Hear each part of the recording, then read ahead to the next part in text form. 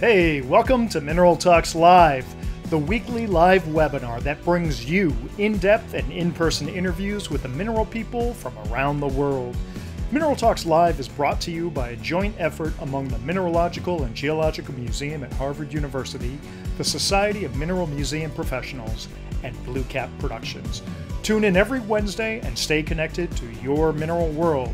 Now, broadcasting live from beautiful Honolulu, Hawaii, the land of aloha, ukuleles, and shakas, this is Mineral Talks Live.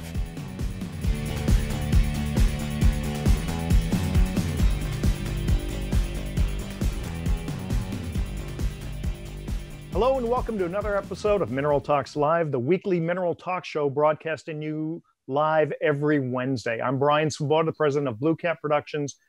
And let me tell you, we've got a fantastic show for you today.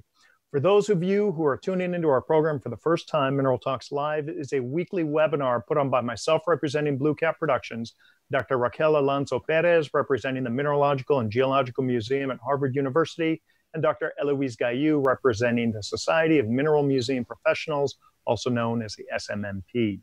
Now, we try to make our program as interactive as possible for you. So let me quickly describe how you can participate in every show. At the bottom of your screen, you'll see a series of buttons. There's one button labeled Chat and another labeled Q&A. The chat feature allows you to type messages to everyone watching and participating in the show. When you first sign on, go ahead and fire off a chat message, introducing yourself and telling us where you're tuning in from. That's always fun to kind of see all our friends from around the world.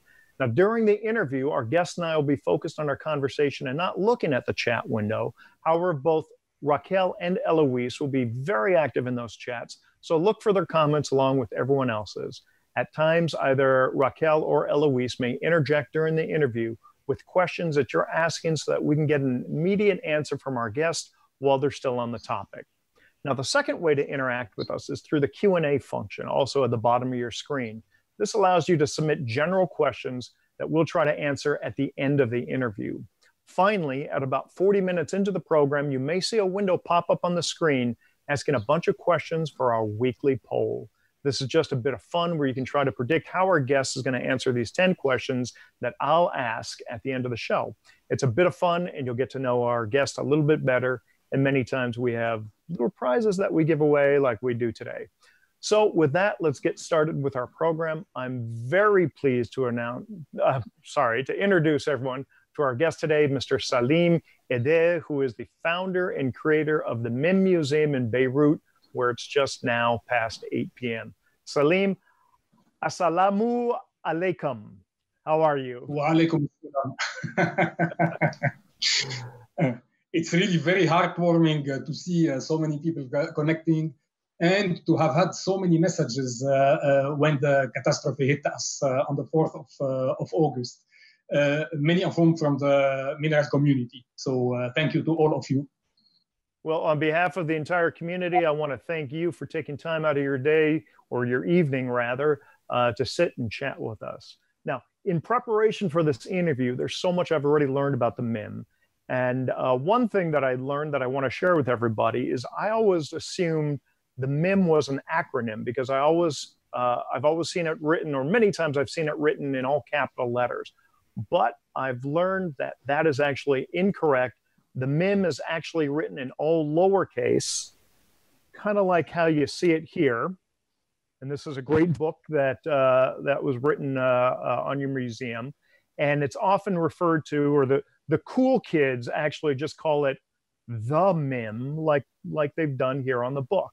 And so, in fact, there's a little story about how you came up with the name and how it's tied into your logo. And I was wondering if you could share that story with us before we kind of move on. Look, at one point in time, we had to find a name for this museum. I'm not very strong at that. So the creative guy who invented the name, I told him, look, I want an Arabic name because we're in Lebanon, but try to avoid the consonants that are a little bit hard for foreigners to pronounce. You know, you have the all these things, put them aside. It took him about 1 month, and he finally decided that the name would be Mim. Mim is the name of the letter M in Arabic. You call it M in English, you call it Mim in Arabic. Why Mim? Because it happens, it's incredible, that in Arabic, in French, and in English, the words for mine, mineral, and museum all start with M. And so that's how it happened. So it's simply the first letter of mine, mineral, and museum. In Arabic, it's manjam, ma'daniya, and mathaf. And as you see, it starts with M as well. Now, the logo of the Mim Museum, which you can see right here, that little snake-like character there, that is actually the way that you write the letter. You write the Mim, yeah. Or the letter M in Arabic, correct? Right. Right. Yeah, I love that. And you have obviously the logo. The logo is made of a hexagon, and you can look at it as a cube as well, because the hexagon and the cube are extremely common patterns that you find in mineralogy. Fantastic. Thank you for sharing. Now, we're going to turn back the hands of time a little bit, and we're going to go back to October 12th, 2013. And this was the day that the Mim officially opened. And here you are standing outside the front of the Mim. And this was the opening ceremony. And there you are in all your glory, talking to the great crowd that was there. I understand the president of Lebanon was there at the opening ceremonies. And it was really kind of a who's who of the mineral world that was there. We see you right there kind of in the just right of the center, and sitting next to you, I believe, is Alexa Talbot. And then there's Chris Vaughn and Laurent Thomas, and I think that's Daniel Tranchillo, who's back to us. And we really had kind of the elite of the mineral world. There's Laurent Thomas with your sister Isabelle and Brice Goban, and of course Jean Myron and Delphine LeBlanc. There's Wayne Light and our very own Eloise Gaillou, and of course my two favorite curatrix in the world, Eloise and Raquel there. Now, that was a great time, and a lot of fun was had by all, including you. Now, if we kind of step forward a little bit to about 3 weeks ago, we had a very tragic thing happen in Beirut there. And that, of course, is the explosion down at the port there. And there's the aftermath of that, and affected thousands and thousands of lives. And you were kind enough to share with us this photo of the front of the museum, and then this photo of the blast door of the museum. And this was downstairs going into the actual gallery. Can you tell us a little bit about where you are right now with the cleanup? What's the status of the museum? And kind of tell us what's going on a little bit. Look, you will see that in the forthcoming video. We've had incredible luck. I have perhaps one explanation. I will give it to you in a couple seconds. So the blast just blew the entrance door. You will see it in the picture. Well, you just saw it a little bit earlier. It turned right, went down the stairs, and blew the metallic door. So you have the two pictures there you just showed, and nothing else. The gift shop is unscathed. It could have just blown it entirely. The hole could have been blasted as well. You will see that in the pictures. Nothing was really, nothing moved. So I was telling that to one of my brothers, who I think is connected now, Maroon, hello. And he was telling me, look, you've always been scoffing at people thinking that minerals take away negative energy and so on. So he just told me tongue in cheek, well, perhaps it's true. This is exactly what might have happened. I love it. Now, Salim, what we're looking at here is a floor plan. The top floor plan is the ground floor of the museum complex. Right. And then you go downstairs, and that's the actual museum there. What I'm going to do is I'm going to highlight a couple areas there. That is the entrance. So, sorry to interrupt you, Brian. Get back. Can you get back just to the entrance? Yes. Yeah. So you see the entrance. So number 2 is the gift shop. It got nothing. Number 1 is the elevator. Nothing either. So the shockwave turned right and went down. I don't understand, honestly. Well, I'm not sad it did this way, but I have absolutely no scientific explanation. So that stairway surrounding number one, that is the stairs leading down to this area. And then Right. to the left of the red circle there, you actually see the stairways coming out. And to kind of give people a little easier way to understand it, that is what we're seeing when we're talking about the entrance to the museum. And then when we come down here, we see that blast door, an image that we've seen before. So now I think we're going to go ahead and we're going to roll the first video. And before we do this, Salim, do me a favor. And originally when we planned this, we were thinking that we would do a walkthrough with you, live broadcasting from the museum, but that's not possible now. And maybe you can explain why that's not possible. And you're actually broadcasting from your office at Murex there in Beirut. Yeah, right. Actually, we have, again, an upsurge in COVID.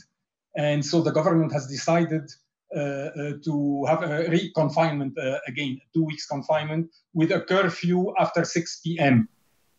Now, I'm crazy. I don't care about the curfew. This is why I came to the office. But obviously, I could not ask my colleagues to infringe it and go to the museum. So what we did is that yesterday morning, we went to the museum and shot several videos that you're going to see now. But I couldn't do it live because it was too late and the curfew is in effect now. Okay, thank you. Thank you, Salim. And let me say to our viewers out there, Salim and I have spent the last 24 hours working on this. And despite the fact that we're not going to be able to physically go into the museum right now, trust me, you are not going to be disappointed by what we're going to show you. The videos are wonderful, and Salim does an excellent job of narrating everything. So with that, I'm going to go ahead and roll the first video. So the entrance of the museum is on the ground floor within the St. Joseph University campus. As you can see, part of the damage, the scaffolding, but as regards the museum, almost nothing. This thing is unscathed. This huge quartz as well. The surprising thing is that the entrance door was blown completely and shattered into almost rice-like grains. So we just fixed it. The shockwave did not turn left. As you can see, the the gift shop is totally intact. It did not affect the elevator. It just went down as we're doing.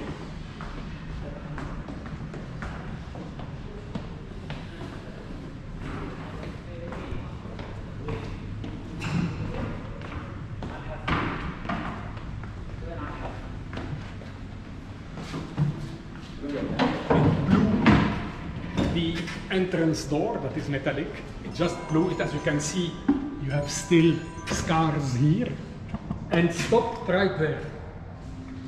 So as you can see, this is the main hall, which is totally unscathed. Salim, the funny thing. Yeah, go ahead. The funny thing is that our neighbors, it's the Institute of Physiotherapy of the St. Joseph University. They are on the same floor, and they got hit.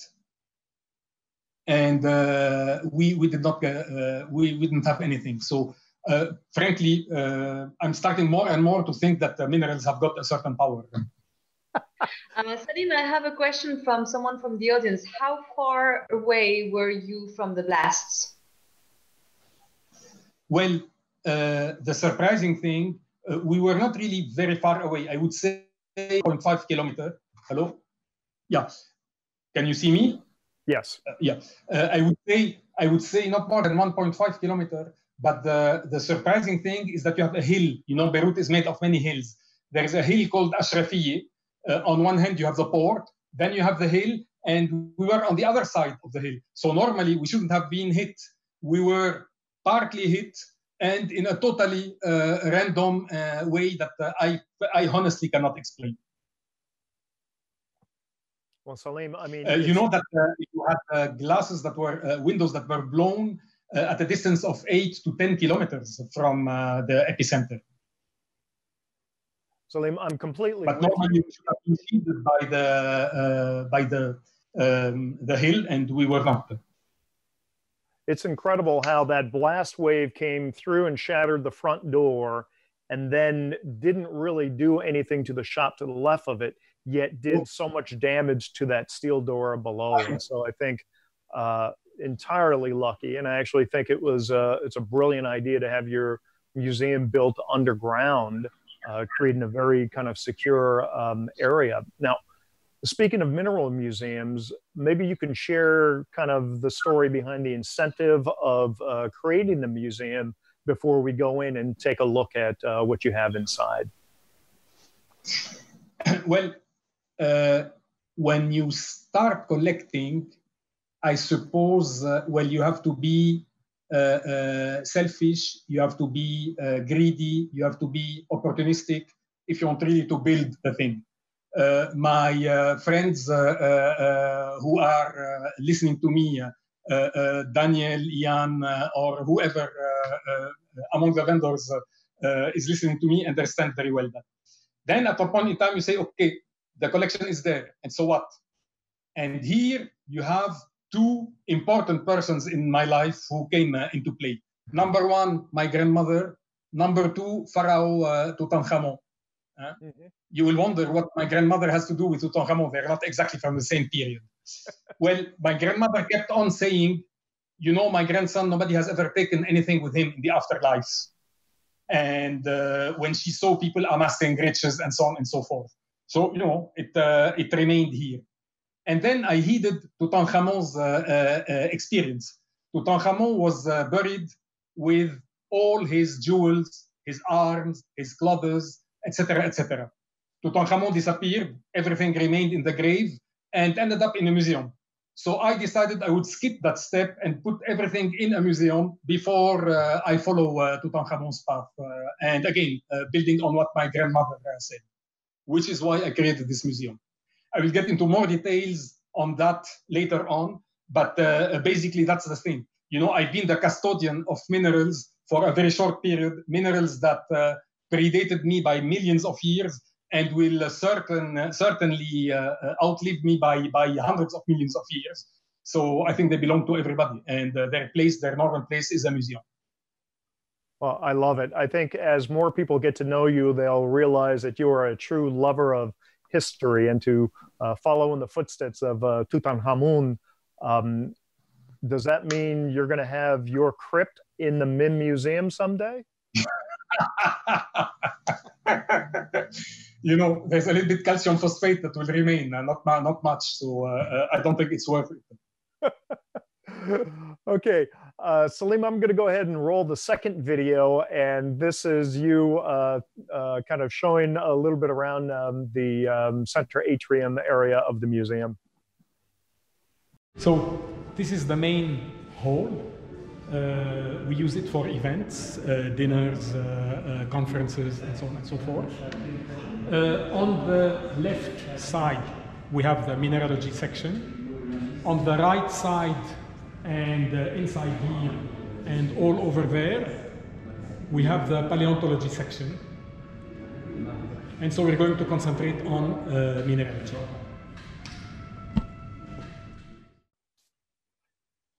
So Salim, the Mim Museum is not just a mineral museum, it's also a paleontology museum. Can you tell us a little bit about that and why that's important to you? Absolutely.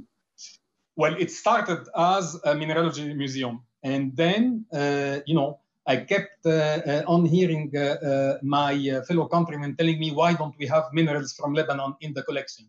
Well, we don't have minerals in the collection. It's not my fault. I mean, Lebanon was built like that geologically. Lebanon was the bottom of a sea, a shallow sea, 100 million years ago. And the bottom of the sea forms by sediments falling from the top to the bottom. Sediments are made of very fine grains, so that when after that you have the bottom that lifts and gives rise to the mountains. Well, the mountains are made of rocks that themselves are made of very tiny minerals. You didn't have the geological history that gave rise to the nice minerals elsewhere, such as hot water, such as lava, such as huge pressures, etc., etc. But because it was the bottom of a bed, it so happens that we have among the best preserved fossils for the period called the Cenomanian, spanning 90 to 100 million years.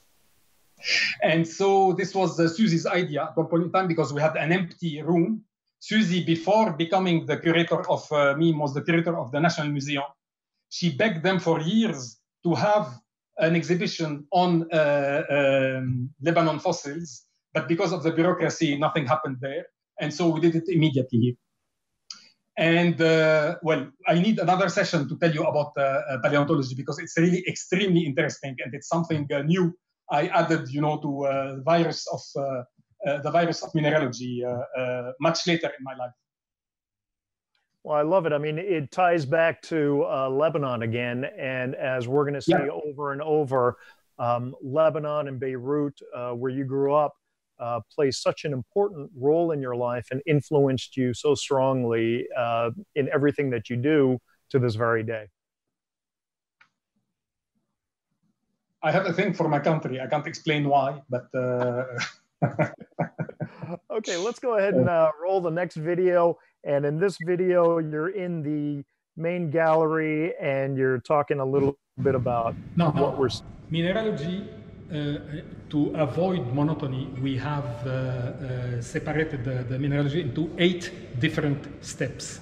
Step number 1, which is a kind of, appetizers. We have couple minerals scattered on these columns here. So the entrance is a little bit like a temple.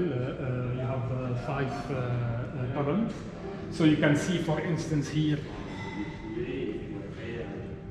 napatite with the beryl from Pakistan. You can see here a tourmaline bouquet from Brazil, a topaz bouquet from Myanmar. You have here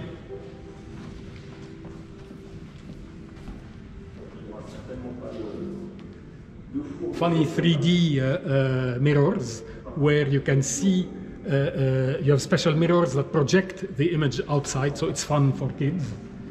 And you can see here a 100 kilogram,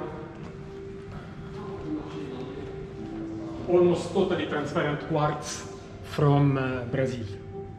So this is just the appetizers. Well, Salim, if these are just the appetizers, I really can't wait till we get to the main meal. But maybe you can explain a little bit the inspiration behind the design of the entranceway to the museum there. Look, when I got the idea to make a museum, that was in 2004. I had in mind, to replicate a museum such as the Museum of Jussieu in France, because, that's where I got to learn, about mineralogy and so on. We had a big brainstorm with several people. With my brothers, one of them told me, you have to avoid the museum that is a punishment, where you drag the kids there and they hate it, etc. Mm-hmm. With Jean-Claude Bouliard, the curator of Jussieu, who is a friend. With Suzy Hakimian, who was the curator of the National Museum, and transferred what she could not do in the National Museum into this museum. With the architect Fadlallah Dagher, who designed the whole museum. With Ainu, who is the French company that did all the base making, etc., etc. And we ended up concluding that a scientific museum would be the last thing to do. Lebanon is a small country; people are not used to museums. You have, to change completely the view and concentrate on one thing, which is beauty. Mineral beauty that people are not used to. People are used in nature to the beauty of plants, of animals, etc. But that a rock could be beautiful is not something that most people know about. So the idea was to really change completely the paradigm of a normal mineral museum, concentrate on the beauty, avoid monotony, put in tons of gimmicks such as auto-run screens, movies, interactive screens, holograms, what have you, QR codes to download information, etc. If you want to bring in kids and teenagers, and you don't have these gimmicks, just forget it. Sure. And then for those who are interested by knowing more about minerals, knowing more about what's dear to me, which is really the scientific part, the chemistry, the physics, the mathematics, then you have all these interactive screens that give you this information. But really, the entrance door is beauty. Well, I think that what you're talking about is certainly something that you accomplished very successfully. We're going to go into the museum right now and take a look at what you've done.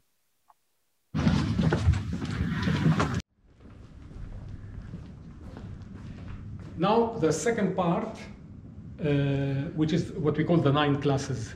You know that the minerals have been classified in during the 19th century into 9 different classes by Strunz according to their chemical composition. So the idea of this corridor is to show one sample for each class.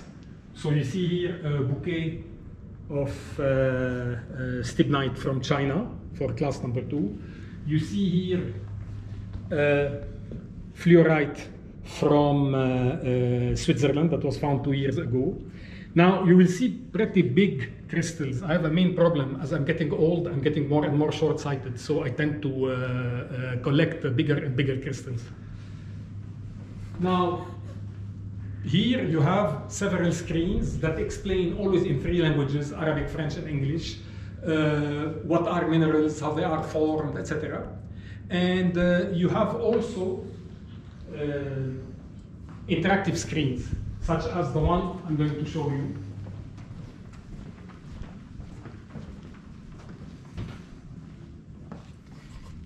This is the periodic table. So you have all the minerals, all the elements, and you see their properties. You can see within the collections what are the minerals containing zirconium. So you see them here. What are the minerals containing zirconium and silicon at the same time? If you want to see, for instance, zeczerite, well, this is the composition of zeczerite. This is a sample of zeczerite from Malawi. This is a sample of zeczerite from the United States. If you want to see what are the uses of the various elements, so you see that zirconium is used to make some of the most resistant ceramics and so on. What are the main sources of zirconium? Well, you have it here. It is zircon.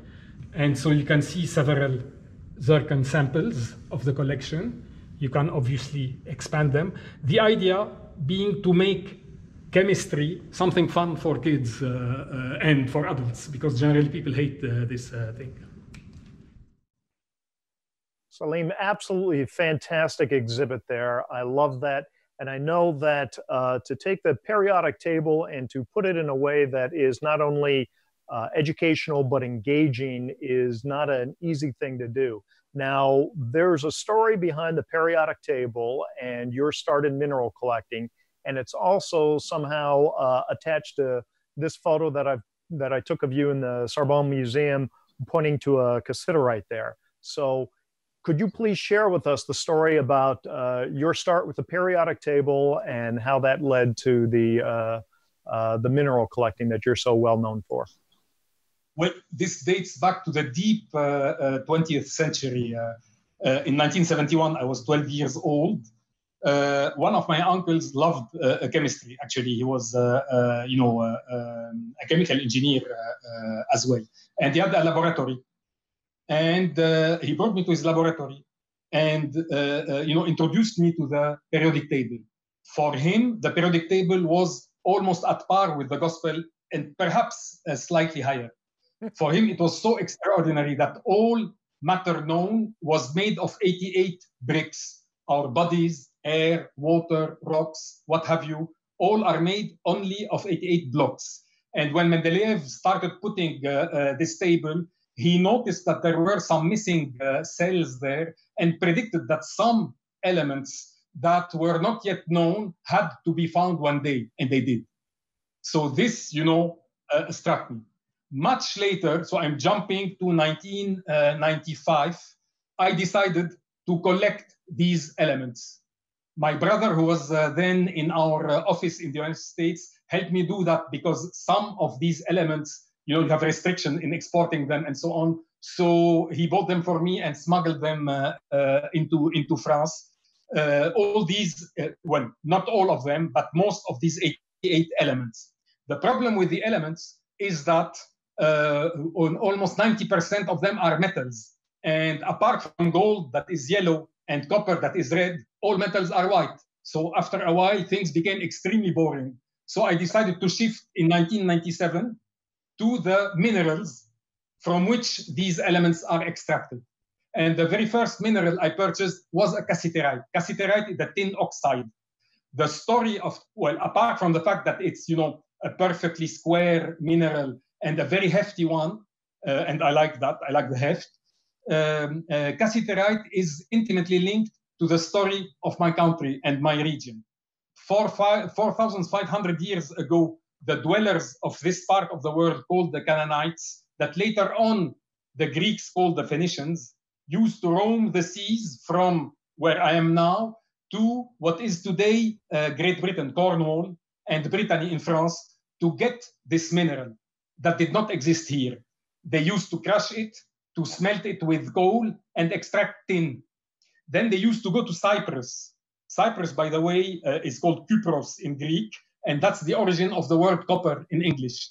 That was the island of copper. And they used to get the malachite, which is the copper ore from there, crush it, mix it with coal, heat it, and extract copper. Copper is a soft metal. Tin is a soft metal. But when you alloy them together in certain proportion, you get the first strong alloy that man could manufacture that is called bronze. And this is how the Bronze Age started in this part of the world. This is how this part of the world became what was called the cradle of civilization and is today, unfortunately, the grave of civilizations. But that's another story. So you see, the idea was actually to try to make, with Mendeleev's table, with the periodic table in mind, try to make chemistry, try to make science, because you have also physics and you have mathematics, interesting and not something boring as unfortunately is sometimes the case at school, which is why you have all these screens. But again, as I said, the entrance door being the beauty of nature. And then for those who are interested, you see everything you want, radioactivity, fluorescence, color, quantum mechanics, what have you. Salim, I have a question. A lot of questions from the public. Sorry, Brian, to interrupt, but a lot of people are impressed by your periodic table and the people love it. And they ask if they can have access to it maybe online or maybe for use in classrooms. So is it only something that we can see at the Mim Museum, or is that something available to the public? No, we're developing a version that will be available on our site, but that takes a little bit more time. And unfortunately, now with all what happens, it has slowed down this. But no, I have that in mind, obviously. There's nothing secret in the museum.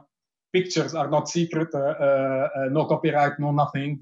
All the ideas, you're welcome to see them. And it's open to everybody. I have no issues at all with that.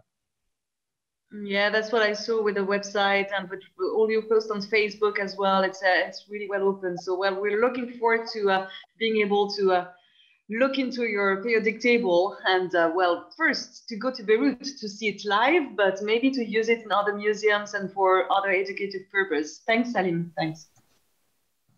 Yeah, Eloise, I agree with you that there's nothing in the world like actually physically interacting with it. And while you can do it on the computer, to sit there in front of that screen and to be able to, go like this and expand one of the images, just that's incredible. I mean, I imagine that there are lines in front of that interactive display of people just wanting to kind of play around.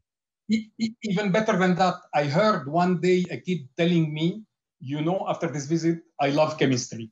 For me, it's worth, the whole collection. Because people told me, why are you putting all this money there? I told them, if only one kid after the visit of this museum has the vocation of becoming, a scientist, an artist, or whatever, it will have paid for everything. Absolutely. It's just, if they're able to do one thing or capture one idea by visiting your museum, and that inspires them to do something else, I mean, it explains everything. And I also love how everything's tied back into the love of your country. And I told you, viewers, that you'd be hearing more about that. So with that, why don't we kind of proceed on and take a look at the museum, shall we? Now, this is the largest, most important part, which is the third part of the mineralogy section. It's called the systematic exhibition. So here, for each one of the 9 classes, we're going to show as many nice specimens as we could find. So this is the natives. You see lead, antimony, bismuth, sulfur, copper, platinum, gold, silver, etc. Then we have the sulfides. So you have 3 showcases for the sulfides. So you see, for instance, here a large cinnabar, you see stannite, you see a big collection of carolites. This is showcase number 2. You see a huge pyrite from China, quite impressive. You see here, obviously, a collection of pyrites from Spain, a pyrite from Peru. You have here a huge cinnabar, and so on. Third showcase of sulfides. And then we move to the halides. So the halides, you have here a big collection of Guimangeites from Mexico. Then we move, obviously, to the fluorites. This is a fluorite that was purchased last year. It's from China, and it's ideal for short-sighted people because the crystal is 19 centimeter, as you can see, and it's totally gem. We move to the fluorites from Illinois. So all these are from Illinois. Then some fluorites from other parts of the world. We move to the oxides.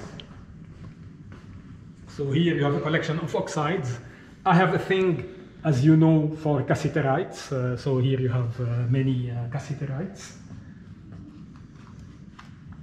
Now, rarities such as the badeleite, such as the asbecasite.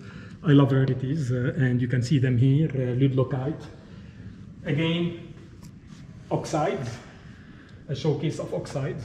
This is a new pyrolusite that was found in Germany a couple of months ago. It's generally ugly, but I was lucky to find something beautiful. Still oxides. So you have rutile from, and with hematite from Madagascar.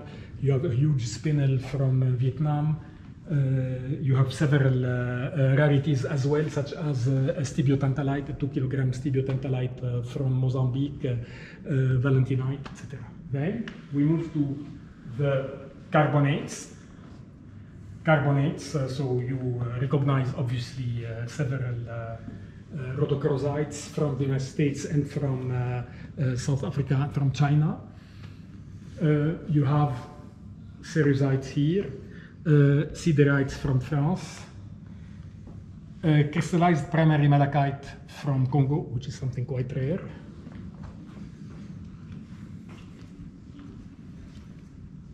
Aragonite from Slovakia.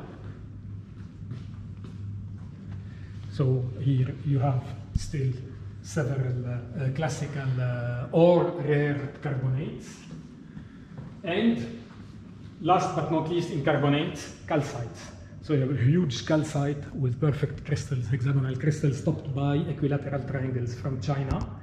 You have very classical British calcites.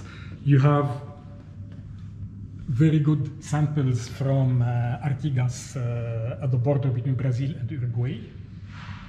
And we move to the sulfates. So here we have the sulfates.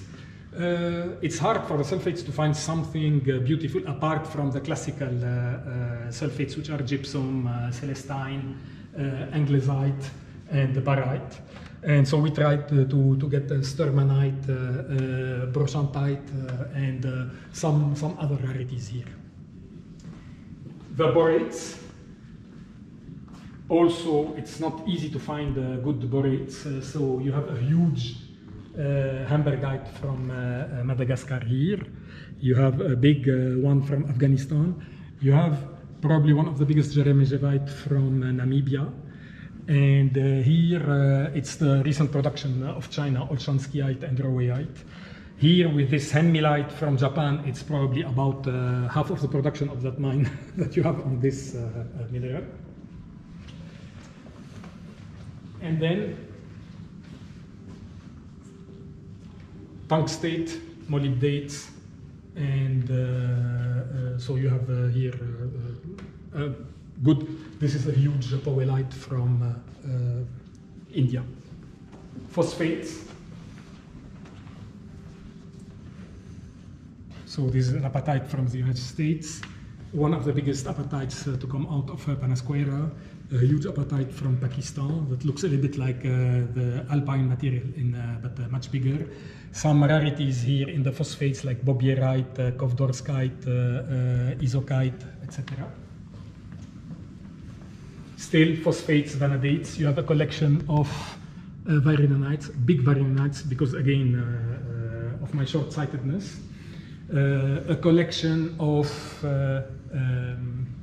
mimetites. You have here very good scorodites as well. Here you have American pyromorphites, a mixite from Greece. And last but not least, the vanadinites from Morocco with very big crystals here and here. Vivianite, this is the latest find in Romania. Vivianite from Bolivia. And rarities such as bobdownsite, whitlockite, varicite, triplite, and the veselites from the United States. You have also florensite, pyromorphite. Then we move to the silicates. So obviously the silicates, here you have the sorosilicates. Here you have the inosilicates with a huge Hedenbergite found in Sweden 3 years ago. Still inosilicates with nice spodumines and some rarities such as numbulite, saphirine, a collection of cerandites here. Then we move to tectosilicates. So you have a wide range of tectosilicates. This is the ugliest mineral of the collection, so you have to have one. It is an anartoclase that comes from Mount Erebus in Antarctica. So I had to have something from Antarctica. Still here, tectosilicates, quartz with the incredible variety of quartz, with a collection of gwindles, including an amethyst gwindle, which is a rarity. So you have many gwindles here, and obviously the classical twins, Japan law twins. Now, here we have the nesosilicates.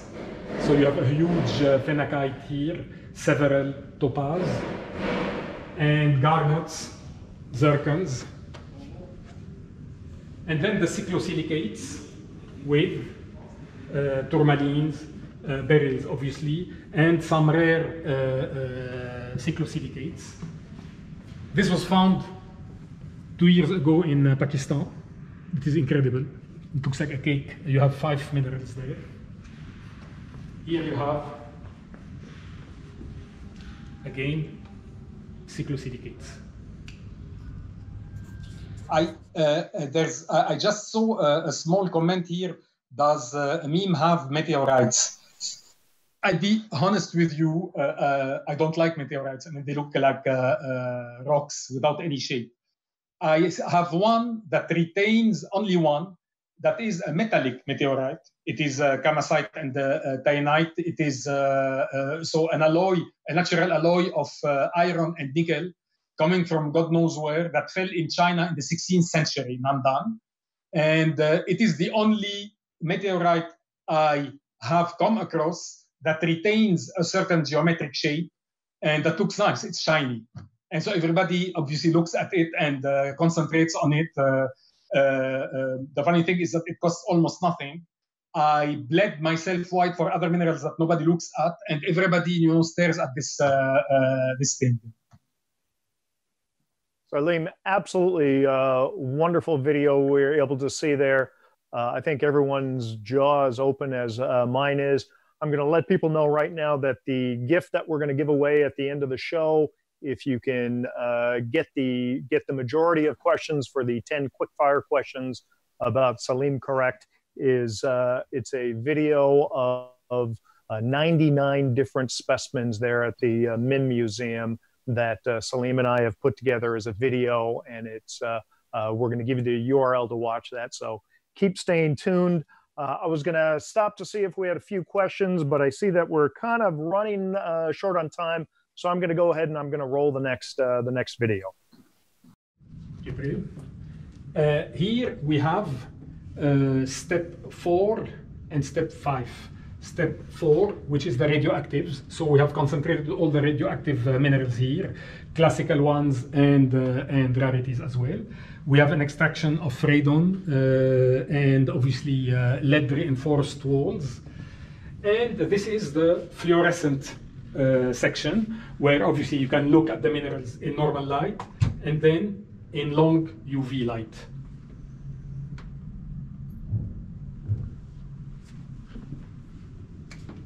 So Salim, as you know, the show theme for next year's TGMS show is fluorescent minerals. Any chance of seeing you in Tucson next year? Well, I'd love to, but, well, first of all, it takes time. Tucson is on the other side of the world almost, and well, I still need to work to make the museum live. So, I cannot spend too long a time in shows. And number two, even more important, I fear one thing at shows is the compulsive purchasing, and so I prefer to stay away from shows. But Salim, every dealer we have watching you right now says, "Don't worry about that. Just come to the show anyway." I can almost hear them. Daniel, hello. All right, Salim, we're going to move on, and we're going to roll the next portion of the video, which is the, I believe this is the trophy section, correct? Now, this is step number 6. We called it the trophy showcase. You have here either some of the best minerals of some species known to date, obviously we will find better later, or the minerals I could only acquire after fierce battles against people more crazy than I am. And so the result is here. We call it the trophies. So you see a huge proustite from Chile. You see a beautiful manganotantalite over there. You see what is the best spangolite from the United States, probably one of the best copper crystals, one of the best rutile with hematite from Brazil. Here, this thing here. One of the biggest dioptases to come out of Tsumeb, and so on. Now, Salim, looking at these incredible pieces in the trophy showcase brings to mind an interesting point. 2/3 of the Mineral Talks live staff are curatorics at museums. In our show last week, with Julian Ralph, we heard him talk about how he likes to collect mineral specimens according to the stories behind them. And then in our Friday happy hour program, also from last week, we heard Eloise talk very seriously about how one of the important roles that the Paris School of Mines plays is how they preserve the stories behind the minerals for future generations. As the Mim Museum is now home of some of the most iconic minerals in the world, can you talk to us a little bit about your museum staff and what their responsibilities are, your curatorics that you have there at the museum? Well, the museum today, the collection, is made of 2,100 minerals of 480 different species. But on top of this collection, I would say that the top jewels of the collection, if I may say, is the team of 5 people running the museum. Suzy Hakimian, who is the curator, Carol Atalla, the vice curator, and Serge, Milad, and Ali, who are in charge of the gift shop, reception, etc., etc. They have the key of the museum. I don't. I trust them more than I trust myself. So to give you a couple ideas. First of all, Susie was, as I told you, at the National Museum. And when I started having this idea of creating a museum, I told my late father, I don't know anything about museums. He was Minister of the Culture in Lebanon and worked with Susie, and they rebuilt actually the National Museum after the war in the early 90s. He told me, go and talk to Susie. It took 3 minutes. She resigned next day from National Museum and started working with us. All the museography, she had a very important impact there. Let me give you just a small story about that. At that time, I had something like 1,000 minerals, and I wanted to show them as they are. Perhaps a couple dozen minerals needed a base. And I told Susie, I don't want bases at all. I want things as God created them. She told me, God didn't create them like that. They were, you need bases. Trust me. Yes, no, yes, no. We ended up making bases for almost 2,000 minerals. And so she was perfectly right there. So, this is very important to have people who love and understand the way, you need to present the museum, to bring in people and to have repeat business. Not, again, the kind of dry museum that is just a punishment that you need to see once in your life and you swear you don't get there anymore. Carol Atalla, the vice curator, was also at the National Museum. She's in charge of all, the technical issues of the Facebook, of the screens, of, all the technical aspects. Mm-hmm. Carol had just left the museum when at the early, around 5:30, the blast occurred at 6, a little bit after 6 p.m. on the 4th of August. And she was not very far from the epicenter when the explosion happened. Now, I keep handpicking her to tell her stop smoking. And she told me, a cigarette saved my life.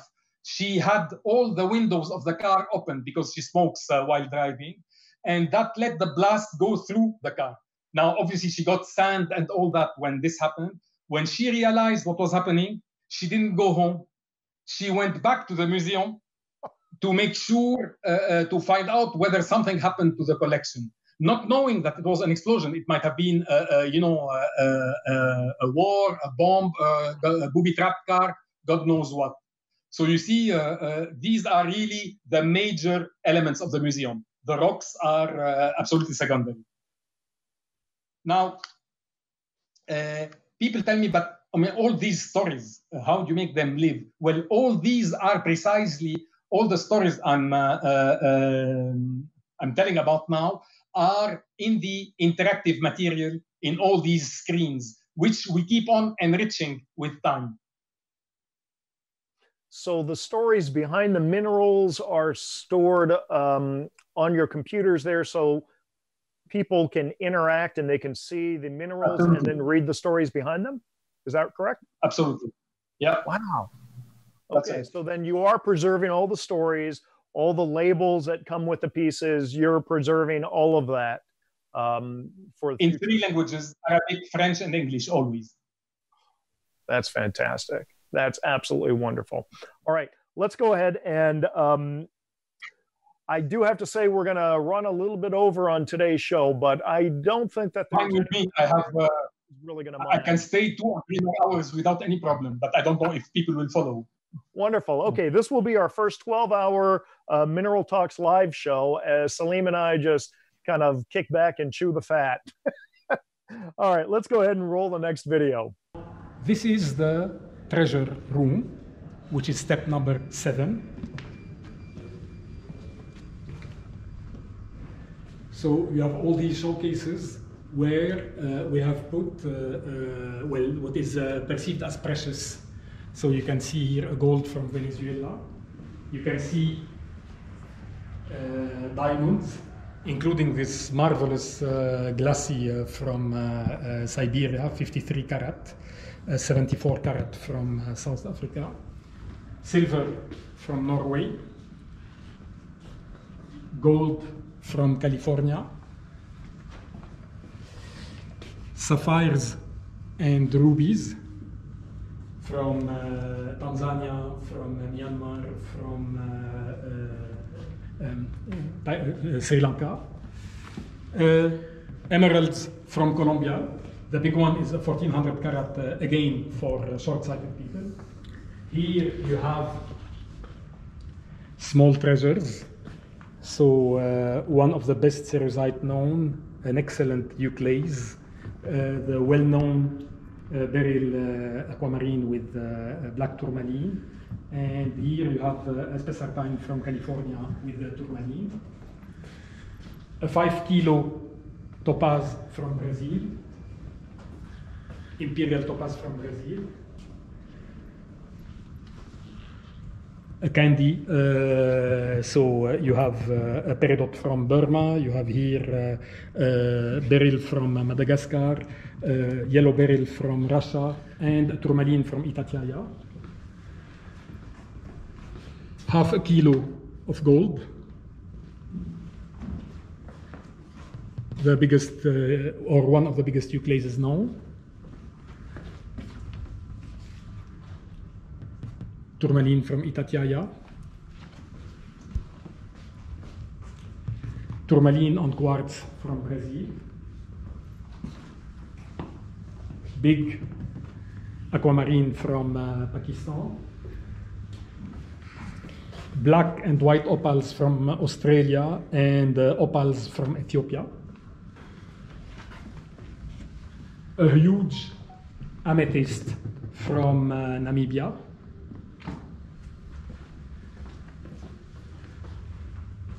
Two big tanzanites, where you can see the blue, the purple, and the red color.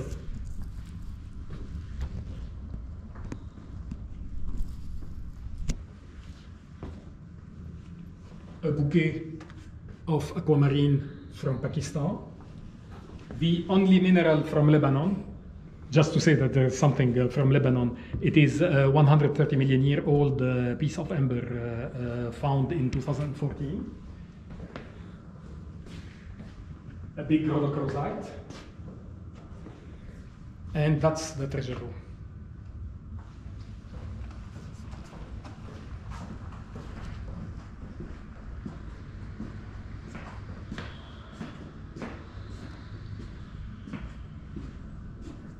Now, Salim, there are so many incredible pieces in the treasure room that we just saw.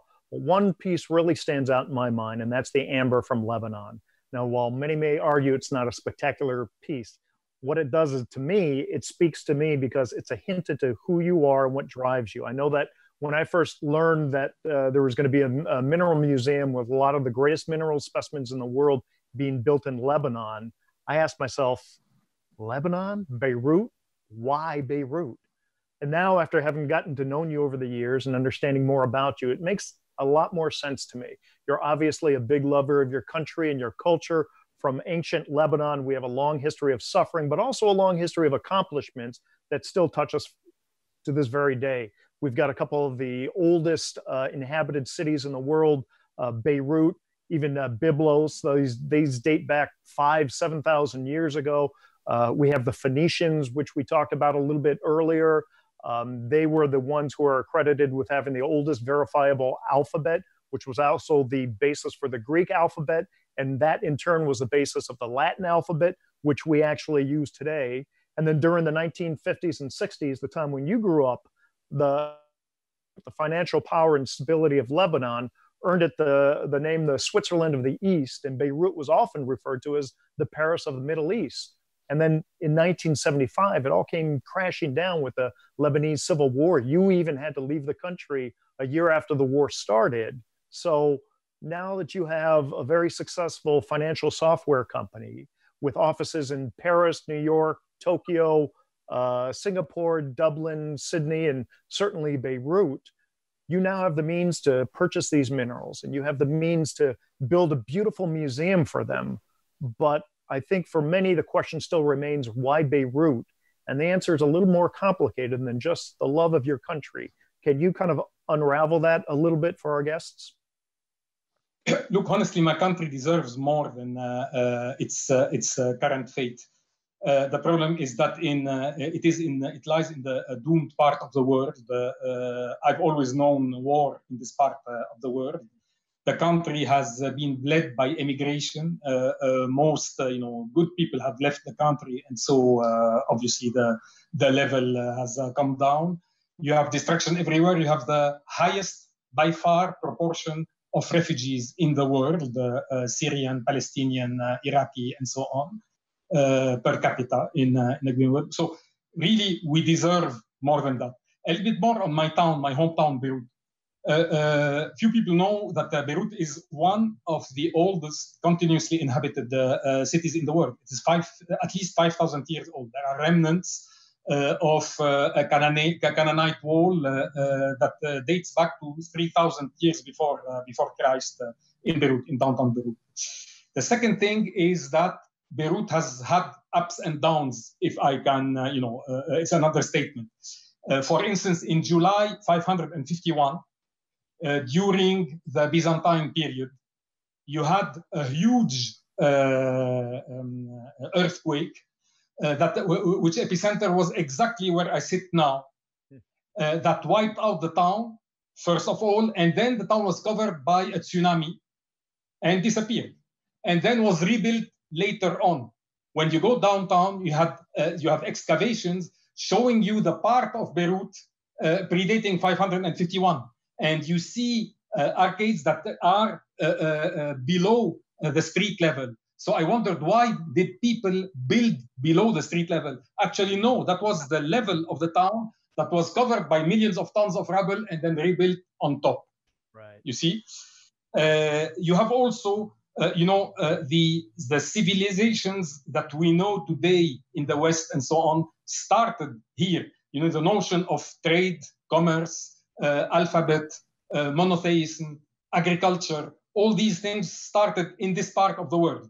Now, obviously, we did very well in the past and less so today, but, these are the cycles of life. So for me, it means a lot. And again, all the energy I can have, well, I prefer to put it in a country like Lebanon, where this amount of energy can do this kind of result, rather than in countries that are doing very well, where the same energy does that as a result. So that's the thing. And I was born here. This is my country, and I have no other citizenship to date. Whereas many of my fellow countrymen dream of another citizenship, because obviously ours is not really the best.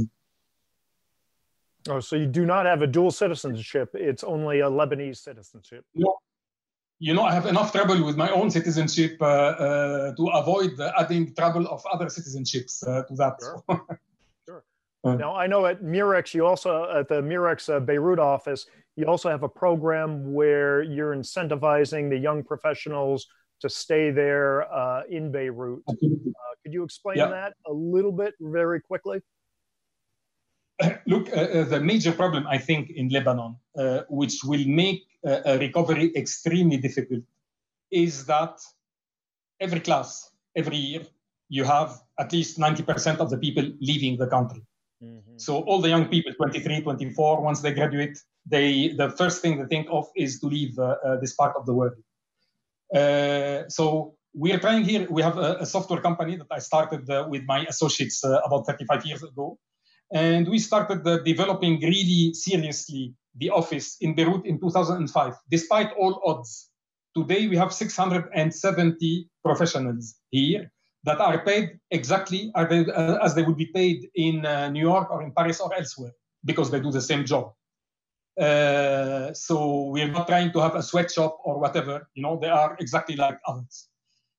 So despite all odds, but odds today are extremely difficult, to predict. But we're battling.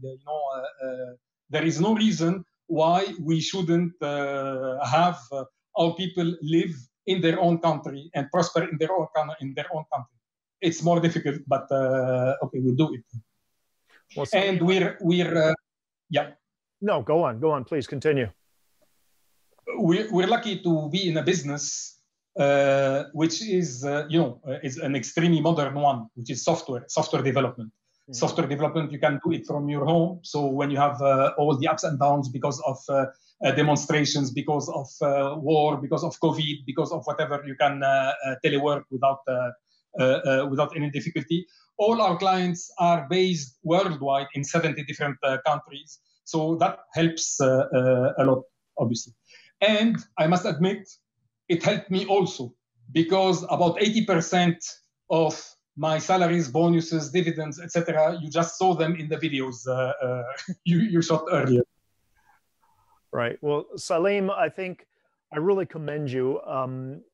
You are kind of living that mythos of the phoenix that's rising from the ashes, and I think you have a wonderful vision. And a world without visionaries is really a world that kind of has gone stagnant. So, good job. We got a few more clips. Let's go ahead and start playing them. But before we do that, I'm going to ask Eloise and Raquel to go ahead and launch the poll, because we are now getting close to 10 minutes over time. So we might as well launch the poll, and there it is, it's launched. So people go ahead and answer those questions, and we'll ask them of Salim. Oh, and Salim, you're not allowed to look at those questions. We'll ask him those questions later in the show. This is the only showcase where you've had intervention, obviously, of man. You have slices of tourmalines from Madagascar, slices of Lydicotides. This is probably one of the best I could find. So it's very impressive to see the colors and the shapes. You have the Mercedes shapes that is more and more obvious as you go down. And on this side of the showcase, you have only isolated slices. I could not get the whole series, but nevertheless, I think they are quite impressive. I always love looking at those slices of Lidicotite tourmalines, and whenever I see them, I like to stop and take a look at them. And it's our friend, Professor Barbara Dutro from the Louisiana State University, who we hope to have on the show soon. She once said that tourmaline is a perfect recorder of the kind of the geological activities of the Earth. So looking at these slices as actually looking into a history book of the Earth, if only we learn how to read it. So great exhibit. We're going to go on to the next video here. Last but not least, the 8th part of the mineralogy, which is the geographical section. Here, minerals have been classified as per the country of origin. So we start with Australia here, where you have the magnificent opal from Australia. You have South America, you have Brazil, Mexico, the United States, with probably one of the largest slabs of benitoite known. Here, beautiful fluorites from the United States. Canada, with incredible rarities from Mont Saint-Hilaire. Europe, with Romania, Hungary, England, etc. France, Spain, Italy, Greece, and then we move to Asia with Pakistan, with also incredible rarities from the Pakistani-Afghani border, Russia, Iran, Kazakhstan, Afghanistan, India, China. Here, fluorite, here you have a large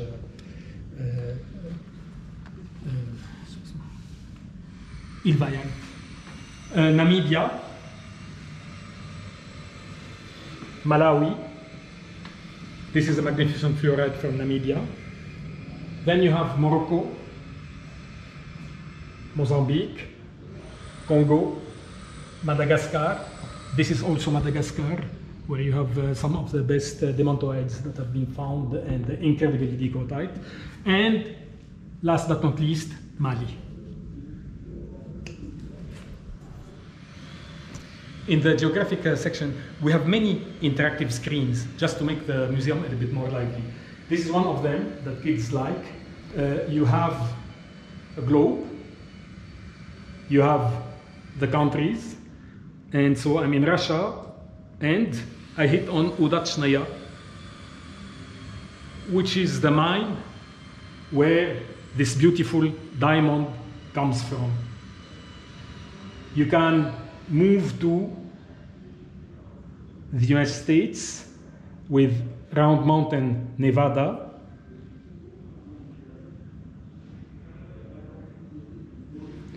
where these gold specimens come from. And you can see how huge the mine is, and so on. Salim, fantastic to create some kind of interactive experience like that where people can actually explore their own planet and see what has come from different areas. Absolutely wonderful idea. I'm sure that's a very popular area as well.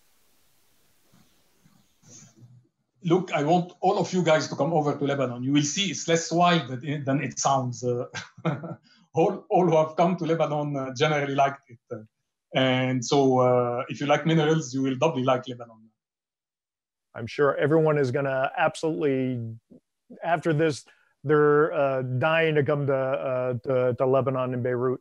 Now, Salim, I have one final clip that I'm sorry, what was that? Dying, no pun intended, I hope. Possibly a bad choice of words there. Now, Salim, I have one final clip that I'd like you to comment on. When I play this clip, there's no audio, so feel free to be talking as we're watching the clip. Now, your team has been posting some incredible photos of MIM specimens on the Facebook page, and for anyone who isn't watching that page or liking that page on Facebook, strongly recommend that you do it. They have wonderful photographs that they're posting. But now when we're going over potential images to share, you sent me 2 drawings of minerals that I wanted to share and have you address. So let me go ahead and launch that video, and you can talk to the audience as we're watching it. Well, the guy who designed the Mim logo is actually an architect who is also an artist. He excels at painting, drawing, sculpting, composing and playing music, calligraphy, exactly the opposite of an engineer like me who can barely handwrite his name. So when he designed the logo, he didn't know anything about the minerals. Much later, he visited the museum and fell in love with minerals and started drawing them. And he made drawings that sometimes are better than the minerals themselves. So we got the idea to transform that into T-shirts, purses, cards, and so on. These drawings that I found absolutely extraordinary. He did the same for fossils as well. And I mean, the fossils he drew are even better than the fossils themselves. So I don't know how he does it. Just by looking at the thing and he starts drawing. It's absolutely impressive. Now his name is Joseph Harani? His name is Joseph Harani. Joseph Harani. Look, this is the real one. Actually, Kesterites, do you have 2 seconds? Let me tell you about the scientific things I love in all these minerals. Take the Kesterite. You know that now there's a big quest for photocells because solar energy is becoming more and more important, and generating electricity directly from the sun is something that is essential. The problem is that photocells are made with very rare metals, indium and stuff like that.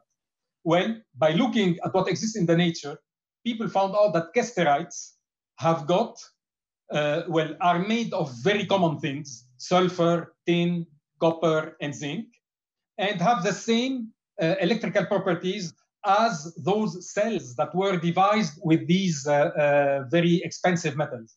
And so more and more people are now turning to synthetic Kesterite that mimics the Kesterite that was found in nature and that had these photoelectric properties. So I tried to pick very nice Kesterites, and each Kesterite has got the story to tell all the background, the technical background that is behind it. I absolutely love it. Thank you for sharing that with us, Salim. Right now, what we're going to do is we're going to go into our 10 quickfire questions. And after this, Salim's going to hang out and be able to answer any questions that the viewers may have. And so, Salim, I think you understand how this works, right? I'm going to read you 10 questions. Each question will only have 2 answers. And without thinking, you just have to respond to which answer you associate with more strongly. Afterwards, we're going to look at what the audience said. We're going to compare answers. And if there's enough of them, we're going to give out a prize. Okay? So are you ready, Salim? Yes? Yeah, okay. Shoot. Okay. Food. And excuse me if I'm mispronouncing this. Kibbeh or kafta? What I like, you mean? Yes. Kibbeh. Kibbeh. Okay. Which is the better element, oxygen or gold? Honestly, oxygen. You cannot breathe gold. You have to breathe oxygen. Water or wine? Water, by far. Pop music or classic rock? Ha. You know, classic rock. I'm ashamed to say that. Oh, don't be ashamed. That's wonderful. Ski or surf? Honestly, none. I hate sport. But you need an answer. I need an answer. Ski. Entering a house, shoes off or shoes on? Shoes on. Shoes on. Definitely. Colorful mineral or black ugly? Black ugly. Black ugly. They are not actually. They are less ugly than you think. Some black minerals are. Get it. I think it's a misnomer, but it's a misnomer that we all understand and we use. Yeah. Sherlock Holmes or Inspector Clouseau?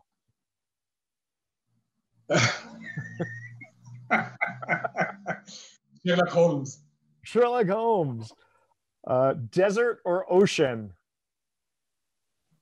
The desert. Desert. And it's mineral. Evening or morning? Evening. Evening. Okay. We have all of our answers. Eloise and Raquel, do you have our answers from the poll that we can go down through? Yes, I think that Raquel should do it. Okay. Raquel, food, kibbeh or kafta? Kebab. Kibbeh, correct. Oh, I don't have my sound effects. We'll just go ding. Better element, oxygen or gold? Oxygen. Oxygen. Water or wine? Water. Water. And that to me was I was having a bit of fun with that because Byblos, which is a city in Lebanon, that's believed to be where Christ performed his first miracle, changing water to wine. So I just thought I'd throw that in there for a little bit of fun. Number 4, pop music or classic rock? Classic rock. Classic rock. Ski or surf, number 5? They thought Salim was more of a surfer. Okay. Well, I think we can pass on that because Salim's actually neither one. So we'll let them go on that. Entering a house, shoes off or shoes on? Shoes off. Shoes off. Yeah. Colorful mineral or black ugly? People thought he was a colorful mineral person. Ah, very interesting. Sherlock Holmes or Inspector Clouseau? Almost tight, but Sherlock Holmes. Ah, ding! Desert or ocean? Ocean. Ocean. Evening or morning? Evening. Evening. Ding! So with the pass, we're going to say there were 3 wrong answers, which means the correct answers had the majority. Congratulations, viewers. Here is the gift that we're giving away today. If someone can. Oh, Brian, you mute yourself. Brian, we lost you. For everyone still on the show, please, if you can copy that link at the bottom, then you will be able to see sort of these amazing beauties with a little bit more time. Yeah, sorry, I got a little excited with with the computer, but yes, okay. So we have a 17-minute videos. It's a slideshow, 99 specimens from the Mim collection, all put to fun little music there. Well, not really music, but a soundtrack. The URL is go.mineraltalkslive.com/mim99. So go ahead, check that out. Also, tune in next week. We're going to have Dr. George Rossman, professor of mineralogy from Caltech, on our show. Same bat time, same bat channel. Going to go back to that. And now we're going to open it up. We are just about 25 minutes over our normal 1 hour. So Salim has agreed to hang out a little bit. And why don't we go ahead and see if we have any questions from the audience in the Q&A, and then we can just do the maybe responding to live chats. So Raquel, Eloise, do we have any questions that people are asking? Can I begin with one, if you don't mind, or two? Absolutely. It's more related to the collection in general. So you said you have 2,100 minerals in the collection, but are all of them on display, or do you also have something on the back, hidden minerals? Absolutely, everything is on display. I have nothing in the reserve. I have nothing at home. Everything is available. Okay, thank you. That was my first one. The last one was installed yesterday, by the way. Yeah. Okay, thank you. And you said that 400 specimens, different mineral species, right? 480 species. There are about 5,000 species known to date. So it's roughly 10% of the species known that are all represented. Now, obviously, there are some that are extremely popular, like fluorides. You have 100 fluorides per species. But in general, you have 2,100 specimens representing 480 different species. Also, people are inquiring, so how many visitors do you have per given year? Sorry, how many visitors? How many visitors? Last year, sorry? Visitors? Just how many, yes, how many visitors? Sorry about the delay. Okay, last year we had 40,000 visitors during 2019. Well, needless to say that this year, we're not there. But the number of visitors increased progressively. 2019 was the best year. For a country like Lebanon, 40,000 is okay. Now 40,000 is probably the number of visitors during 2 days of the Louvre. But obviously we're boxing in a different category here. Now, funny thing is that since 2016, the museum has been rated on TripAdvisor #1 of 90 things to do in Beirut. Well, unfortunately, it will remain #1 because most others have been destroyed. But well, it's good to know that we're #1. Now, Salim, yeah, but I think you're #1 more than just in Beirut, Salim. I think you can spread that to a larger geographic area anyway. So. It's very flattering. I wouldn't say that it's up to visitors to say it. Salim, what kind of obstacles would people have coming to Lebanon if they wanted to visit the museum? Sorry? What kind of obstacles would people face if they wanted to come to Lebanon to visit the museum? None, not even visas. Americans, Europeans can enter without a visa to Lebanon, which is not the case of a Lebanese like me going to the US or to Europe, but that's another story. And, people speak English, speak French, obviously Arabic. It's a quite open country. Now, its problem is the place where it has been situated. This is not something that we decided. Certainly. Another question coming from John Watson. He has actually several questions in one for you, Salim. What is the illumination? What do you do for storage? And if we come to Beirut, what should we eat?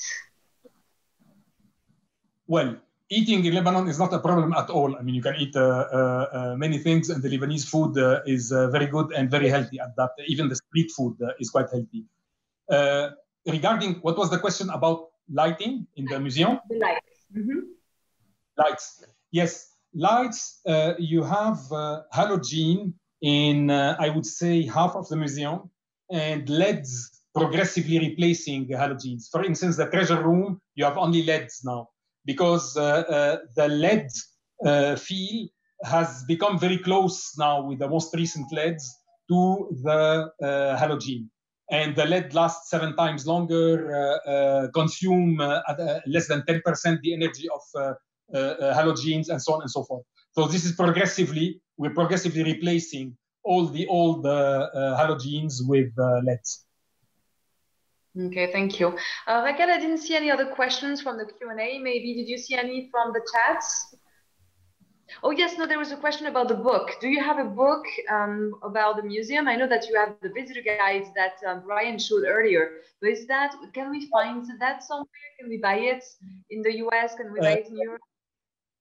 Unfortunately, the nice big coffee table book, yeah, this you can buy. This you can buy in 3 languages. You have many of the stories I told you earlier about. You have many pictures. Obviously, this was put forth about 5 years ago, so you have many more minerals that have been added since. And again, you have it in 3 languages. The nice hardcover coffee table book, this is something we're working on. But this, well, I probably need another life for these things, because I didn't tell you about the plans, future plans for the museum. I don't know if you care. Yes, please. We want to know your future plans. That was on my question list.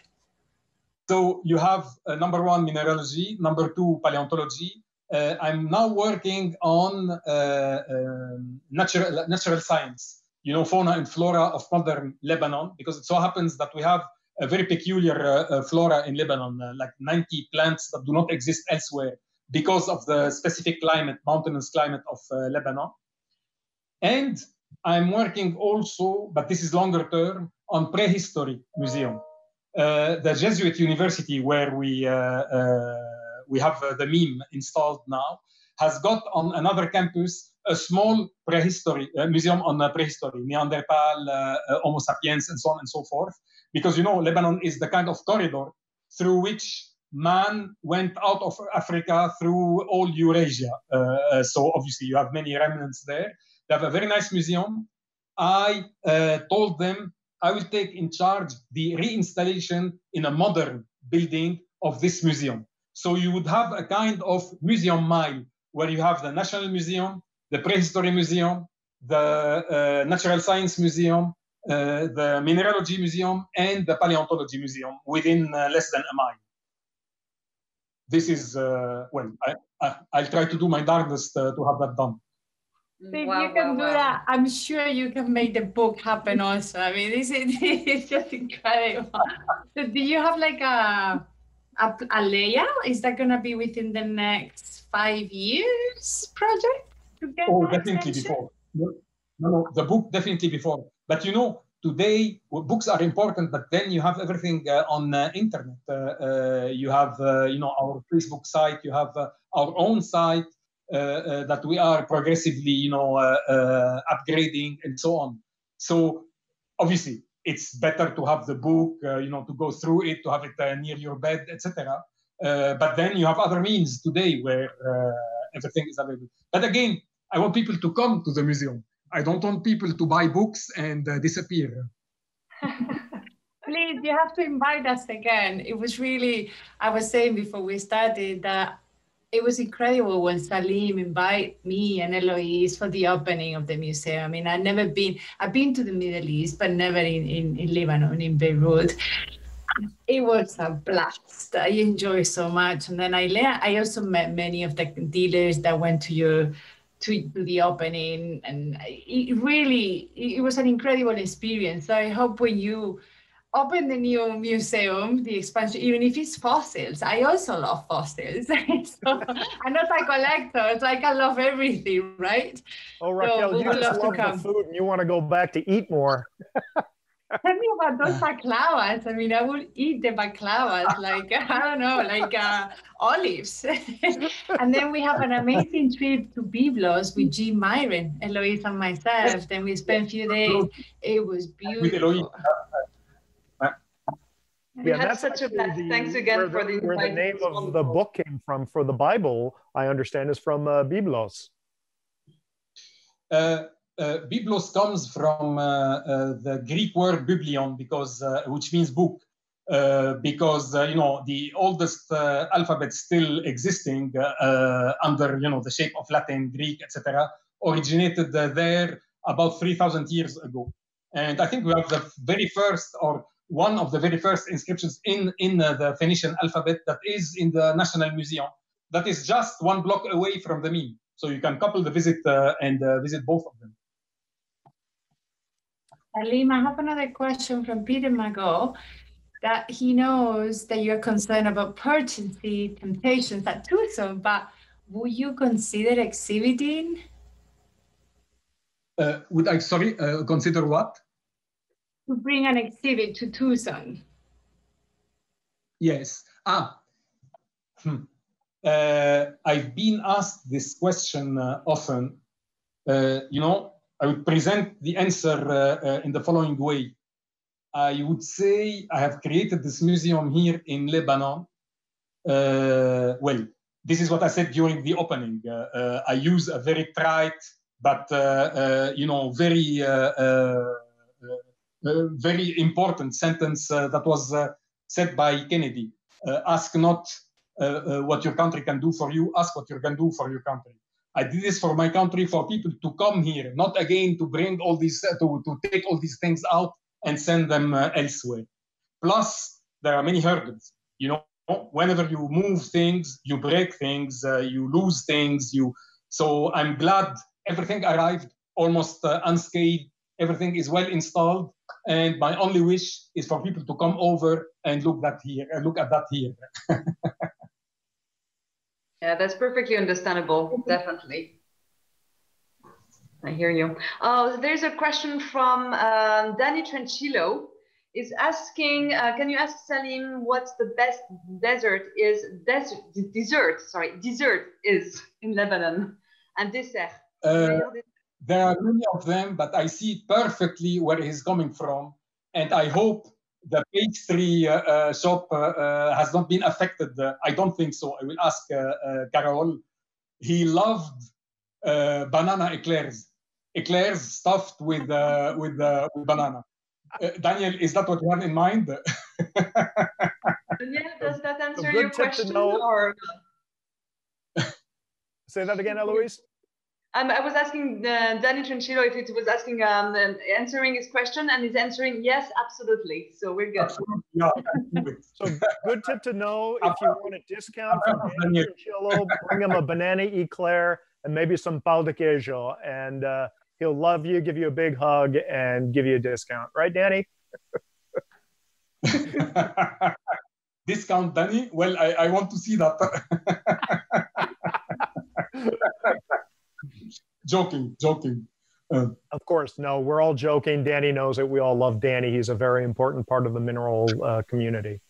So, Salim, I have a very silly questions, but is there within, I know you started collecting mainly on the elements. That's what your initial collecting, but is there any favorite that you have become to love or be more driven to as you keep collecting? I mean, I know you collect best of best, but within those, is there anything that attracts you more? Well, there are things that attract me and attract most people less, you know, the kind of rarities. There is, for instance, I got one of the very few Songaites known from Chimay.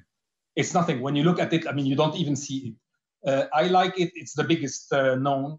Songaite is gallium hydroxide. Gallium is a reasonably rare metal that is always found as an impurity of aluminium and extracted from there in general, or from a copper ore also. But, you know, it's a small impurity. What happened in this extraordinary mine so that gallium got separated from the other metals with which it is always present, like aluminium, etc., and created that gallium hydroxide that is known only in a handful of samples in only one mine in the world. I don't know. I like these things, these accidents. But I perfectly understand if people don't relate at all to this kind of thing. But that's unfortunately, it's because of my original background as chemical engineer. So. Thank you.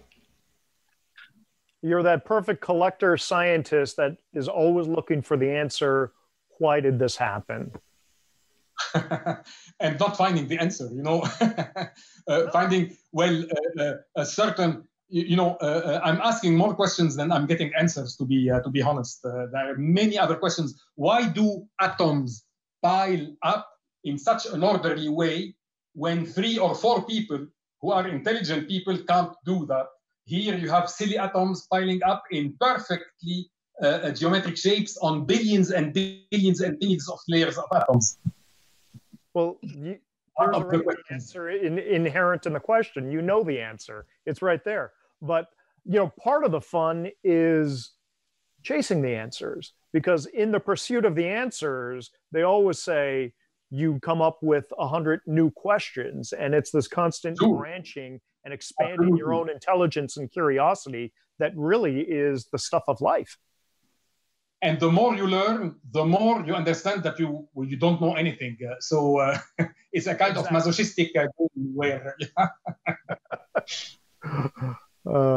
So do we have any other questions from the viewers? Well, I think it's getting dark in Paris, so we should probably stop here. But Peter McGaw is not letting it go. He's asking you if you don't want to bring specimens, if you would like to actually do a virtual exhibit in Tucson to attract people to Lebanon. Sure. This is a very good idea. This with great pleasure.